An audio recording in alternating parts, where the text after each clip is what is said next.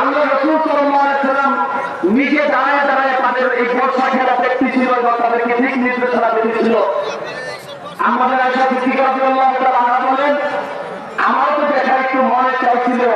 আল্লাহ রাসূল সাল্লাল্লাহু আলাইহি ওয়াসাল্লাম বুঝতে পেরে যেহেতু পর্দার আয়াত নাযিল হয়ে গেছে, আল্লাহ রাসূল সাল্লাল্লাহু আলাইহি ওয়াসাল্লাম তার কাঁধের ভিতরে আমার মাথাটা রেখে রাসূল করিম সাল্লাল্লাহু আলাইহি ওয়াসাল্লামের গান মোবারকের সাথে আমার গান মিলিয়ে আমি দীর্ঘ সময় দাঁড়ায় দাঁড়ায় ওই হাসি গোলামদের সেই কুস্তি খেলা আমরা দেখেছি। এই হাদিস থেকে প্রমাণিত ঈদের দিন শারীরিক চর্চার যে কোনো খেলা, এটা ঈদের দিন বিশেষভাবে বৈধ। এটা একটা সুন্নাত কাজ। সুবহানাল্লাহ বলেন। আজকে এমন একটা জমানায় আমরা উপস্থিত হয়েছি, এই জমানায় আমাদেরকে ঈদের মূল উৎসব থেকে আমাদেরকে অনেক মানুষকে ফিরে দেয়। আমরা অনেকে ঈদের নামাজ পড়ার পরে বাসা বাড়িতে গিয়ে বিভিন্ন মোবাইল টিভির ভিতরে আমরা লিপ্ত হয়ে যাবো। এই সমস্ত ঈদের আনন্দ থেকে